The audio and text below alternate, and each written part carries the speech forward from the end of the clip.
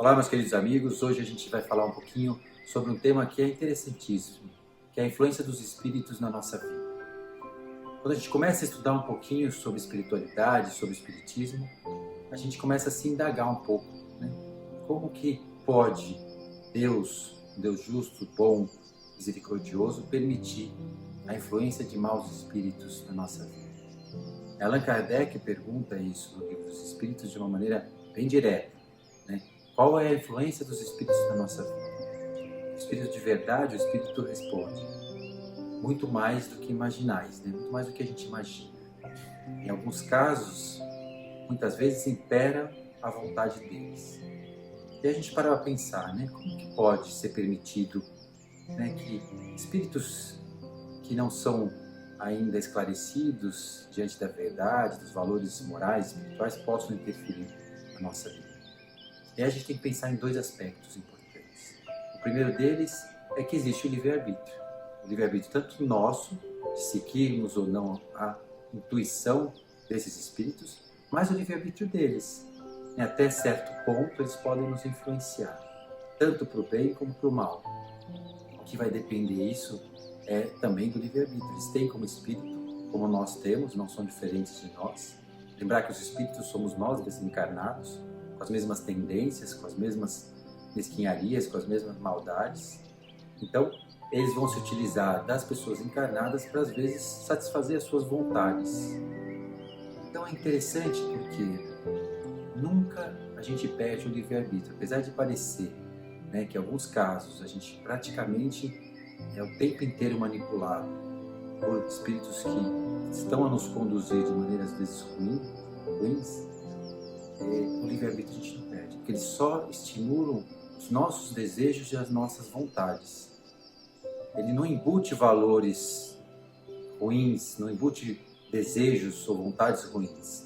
Ele simplesmente usa as nossas tendências, que eles conseguem sentir, né, dentro dos nossos pensamentos, dos nossos sentimentos, e eles provocam, estimulam as nossas tendências, e a gente cede com muita facilidade. Por isso, Emmanuel, né, e Chico, várias de suas obras, esclarece muito sobre essa relação entre nós, encarnados, e os desencarnados. Essa relação se dá através da mente. Então, os nossos pensamentos e os nossos sentimentos, eles são unidos a esses sentimentos e os pensamentos do mundo espiritual, justamente porque existe esse livre-arbítrio dos dois lados. Então, o que vai determinar a influência de um espírito bom ou ruim na nossa vida é o que a gente traz dentro dos nossos pensamentos e dos nossos sentimentos.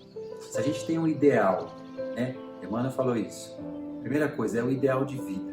Se o nosso ideal de vida é ganhar dinheiro, ter sucesso, custe ao que custar a qualquer preço, o que você acha? Bons espíritos vão estar ao nosso lado, nos estimulando nos nossos projetos? Não. A gente vai ter maus espíritos até nos ajudando, porque também querem ter a mesma satisfação. Se a gente só pensa que divertir, né, às vezes o excesso da bebida, o excesso de comida, esses espíritos que estão desencarnados sentem falta dos excessos. Eles se juntam a nós. Por isso que Jesus, né, quando vai expulsar lá o demoniado, ele pergunta: qual é o seu nome?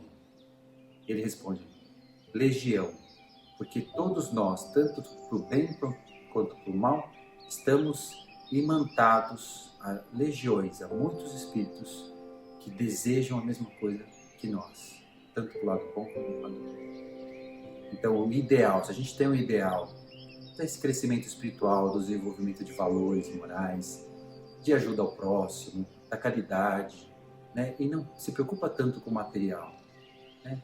Deixa com que as coisas no dia a dia aconteçam, que o que tiver de vir de material vai vir, que a gente aprenda a não se exceder na vida material, né, nos exageros.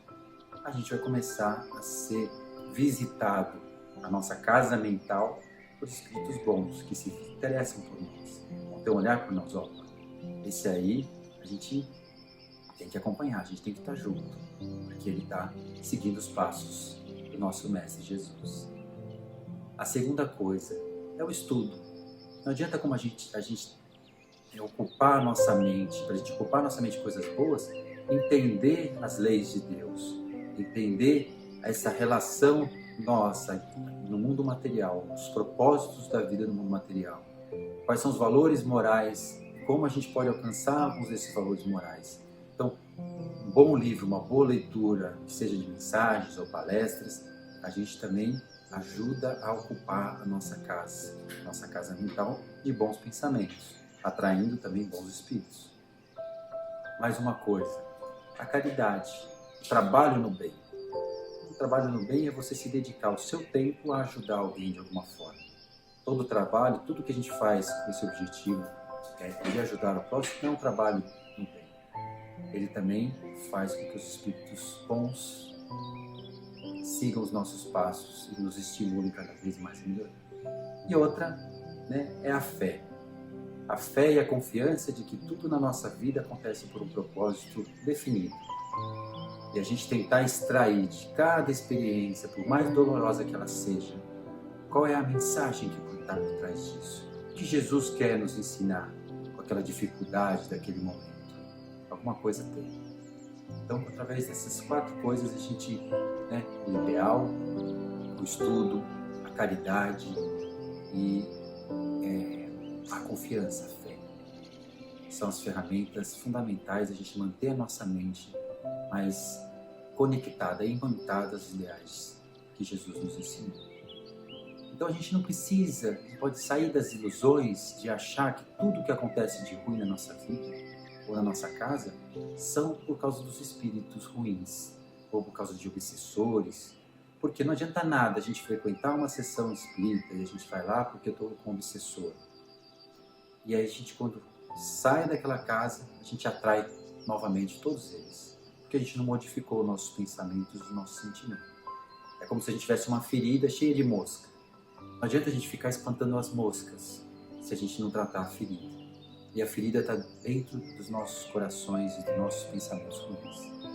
Então, policiar o que a gente pensa, o que a gente sente, o que a gente deseja ao próximo, faz com que a gente mude completamente a nossa companhia.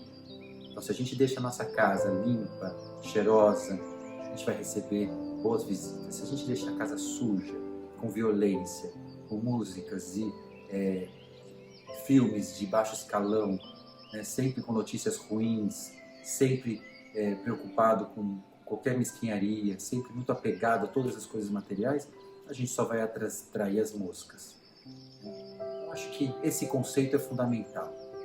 A gente parar de se iludir, se preocupar tanto com o que é externo, mesmo com os espíritos, e se preocupar com o que a gente está trazendo dentro dos nossos corações e dos nossos pensamentos. Que aí sim, a gente vai atrair sempre o melhor. Que Deus realmente tem esse olhar de estimular, de amparar todos aqueles que, de alguma forma, tentam praticar o bem. Muito obrigado pela atenção de todos. Um beijo no coração.